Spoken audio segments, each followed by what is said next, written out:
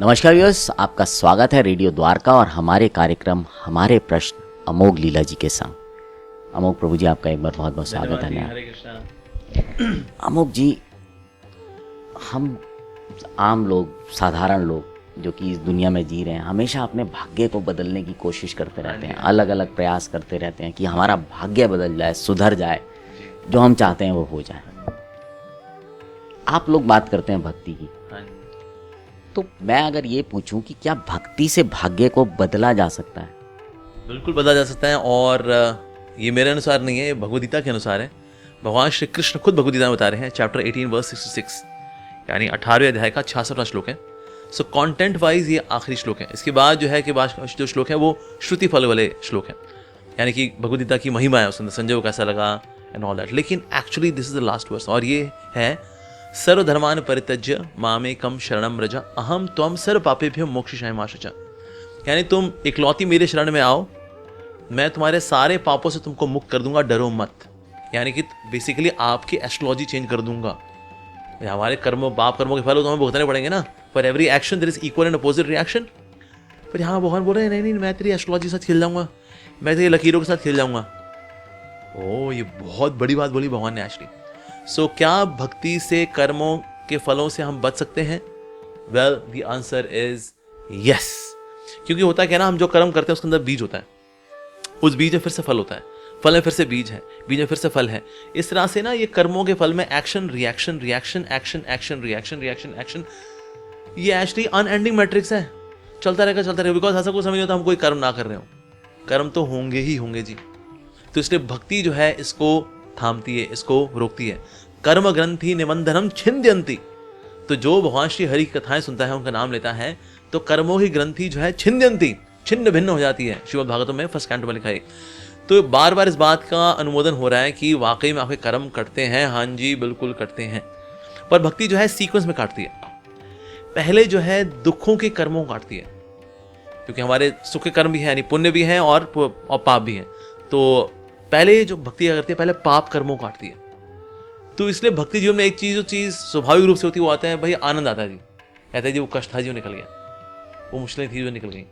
अब ना उसी वजह से ना अब ये टेंशन वेंशन नहीं होती, अब मन में मेरा बड़ा चंगा रहता है। तो सबसे पहले भक्ति जो है वो जो दुख देने वाले आपके कर्मों के फल हैं, पहले उसको काटती है।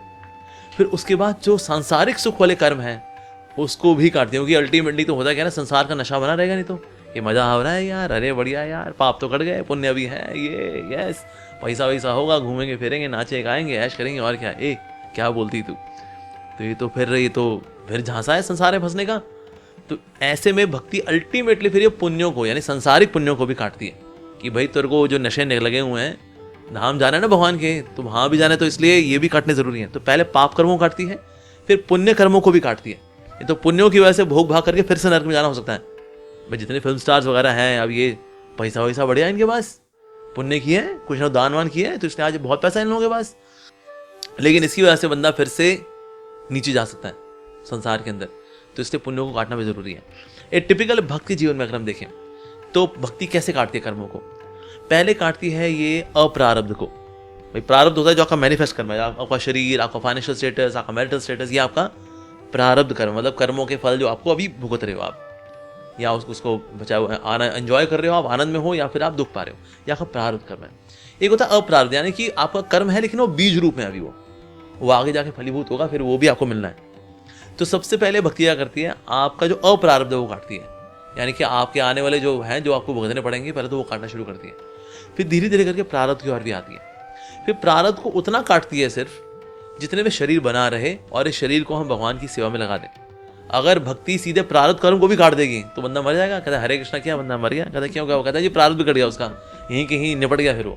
तो इसलिए भक्ति प्रारब्ध को छोड़ देती है, ताकि अल्टीमेटली इस प्रारब्ध को हम भगवान की ओर डोटेल कर सकें। सो मोटा मोटा यानी कि इसके थ्रू जो शरीर है, बेसिकली जो बंधन है वास्तव में कर्मों का फल है, इससे हम सारे बंधनों से निकल जाए, यानी कि कांटे से कांटे को निकालना ये कर सकें। तो इसलिए भक्ति प्रारब्ध में इंटरफेयर इतना नहीं करती। ये सब देखते हैं भक्तों जी ने थोड़ा उतार चढ़ाव कभी भी आते हैं। ये वजह से कोविड था, तो कोविड तो किसी भक्त को भी हुआ, मैं तो हरे कृष्णा करता हूँ जी, मुझे कैसे कोविड हो गया, मुझे कैसे छींके आ गई। सर भक्ति ने आपके प्रारब्ध छोड़े हुए हैं, ताकि एक तो शरीर से जान ले शरीर में बहुत सुख नहीं है, दूसरा क्या है शरीर को भगवान की सेवा में लगा करके अल्टीमेटली भगवान के धाम जाना यानी सारे कर्मों की पोथी चला करके भस्म, ये कर लो। दैट्स वाई ये मनुष्य जीवन मिला है आपको। तो भक्ति क्या कर्मों को बदलती है? हाँ जी, बिल्कुल बदलती है। कर्मों को काटती है, बिल्कुल काटती है, शास्त्रों के अनुसार भी, और साथ में लॉजिकली भी देखें तो ऐसा वाकई में होता है। तो आंसर इज यस, भक्ति कैन कट डाउन कर्मा। और ये भगवान की इंश्योरेंस पॉलिसी है। माँ शुचा भगवान गीता बोल रहे हैं, डरो मत, ये मेरी इंश्योरेंस पॉलिसी है, मैं तुम्हें सारे कर्मों से मुक्त कर दूंगा, बस मेरी शरण में आ जाओ, I will take care of you. धन्यवाद प्रभु जी, बहुत बहुत धन्यवाद। सो यस, उम्मीद करता हूँ जो ये सवाल है, जो भी ये जिज्ञासा है, क्वेस्ट है, इसका आपको जवाब मिला होगा। अगले एपिसोड में फिर मुलाकात होगी, क्योंकि हर एपिसोड करने के बाद कुछ और सवाल दिमाग में आ जाते हैं, पर उनके भी जवाब ढूंढेंगे और फिर मुलाकात होगी। तब तक बने रहें रेडियो द्वारका के साथ।